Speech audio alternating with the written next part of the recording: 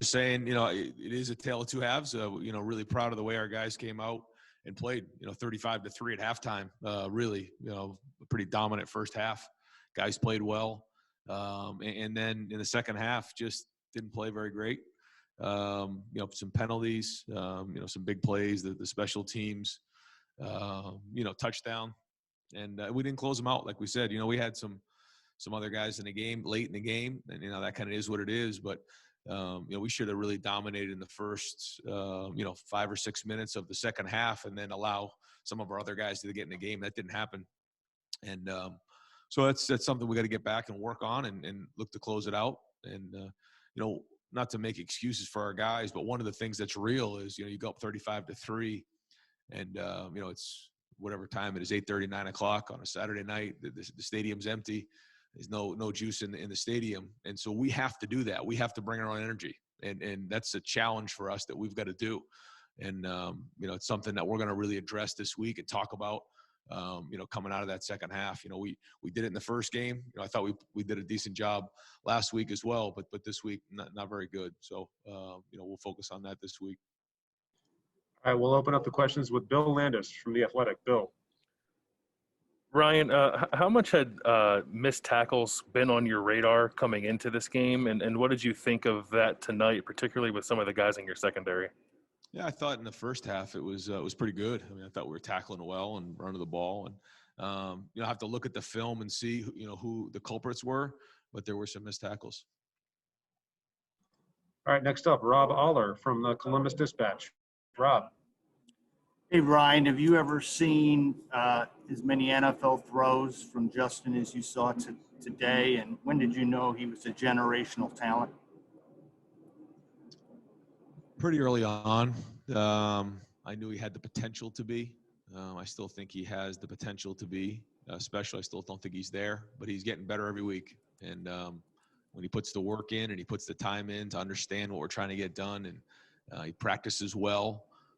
But that's something that we're really going to strive for is trying to become an even better practice team in all three phases. I think the better we practice, the better we're going to play. I think when you look across college football, it was a crazy day.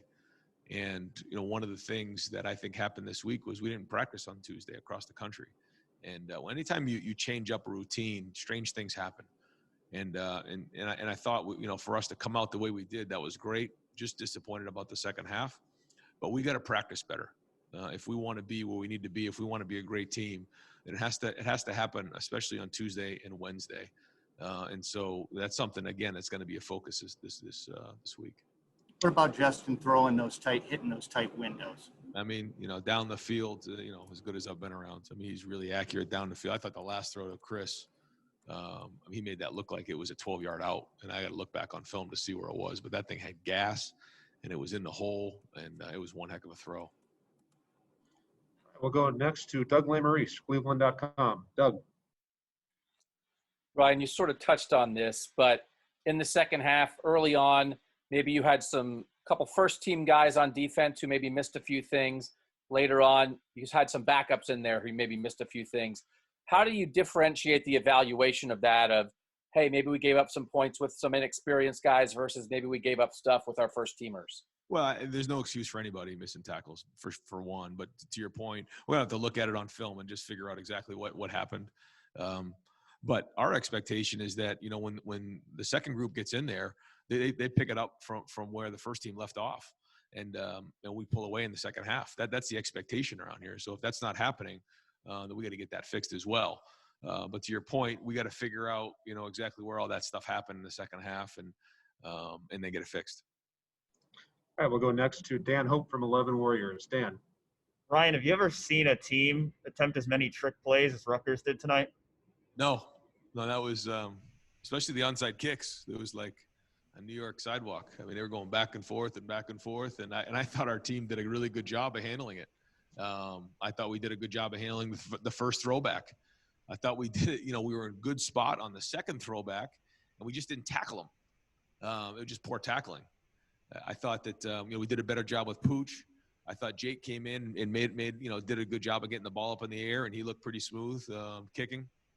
And then the fake punt, because we wanted to be aggressive. We knew that Greg was going to be aggressive with special teams, have some different things. We didn't quite know it was going to be all of those things, but we wanted to be aggressive as well. And I thought the fake punt really allowed us to kind of pull away in the first half. All right, next up, Kyle Rowland from the Toledo Blade. Kyle. Hey, Ryan, you talked earlier this week how almost just getting a game played is a victory in itself. You guys were a little sloppy tonight. Do you kind of evaluate games this season differently as well? No, but I hear what you're saying. Yeah, I mean, sometimes I go into a game and like, okay, if we can just win this game, don't worry about what it looks like. Let's just win it. And then you get into it and you just, you're competitive. And so you want everything perfect. But like you said, with so many different things that went on this year, but that's no excuse. We're not making excuses at all. We got to figure that out. We got to get it fixed. We got to clean up the penalties. We did have a turnover, and there's just some things that shouldn't have happened in that game, and that's where we grow.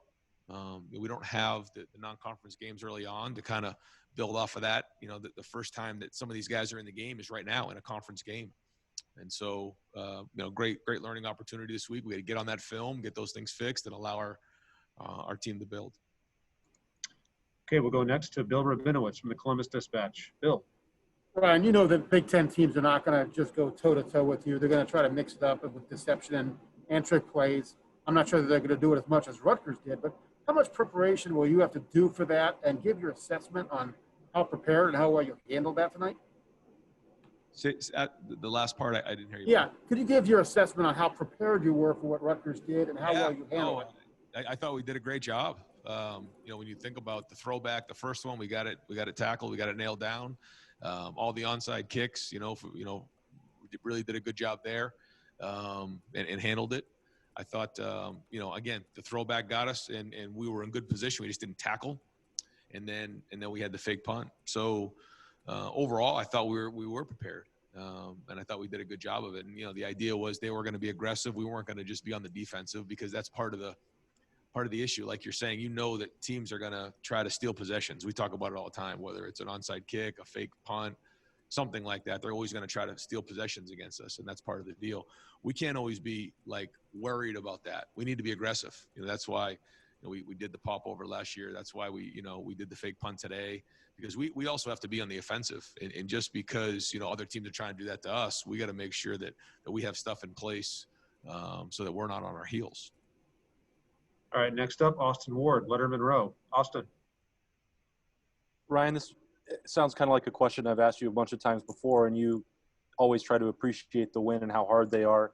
But how do you feel right now about it? Because you seem unhappy about some stuff, and others you can kind of understand because of the weirdness that you described. How do you feel about this game? Well, if you asked me at halftime, I'd feel really good. And then after the game, it's just kind of flat. Want to get on the film and figure out exactly where it all was. And I think really we just got to focus on practicing better. And I think if we practice better, we'll finish better. But hey, listen, any win, certainly like you said, any win this year, any conference win is a good win. And there's a lot of good things out there. So it's not like we're going to sit here and talk about all the bad things. That was a good conference win. We're 3-0. We're playing good football. We got a lot of good players on the team. We came out and played really, really well in the first half. But we're critical, and that's a good thing. We want perfection, and we're looking for greatness. All right, Coach, thank you very much for your time. Ryan, Appreciate it. can I jump in real quick? Yep, of course. Clemson just lost to Notre Dame in double overtime on a day when Penn State and Michigan also lost. You guys can only control yourself, but when stuff like that happens, what does that just tell you about what this season is like? Yeah, it's a strange season, Doug. Like I said before, it was a strange week. There's so many things at play, and we've talked about this before. Is you spend an inordinate amount of time talking about the testing and avoiding exposing yourself to other people and the virus, and it's a different year. So we're just going to try to do everything we can to stay healthy again this week, and then go beat Maryland. Thank you, Coach. Appreciate it. Okay. We'll have Tough Borland up, and that'll conclude interviews tonight.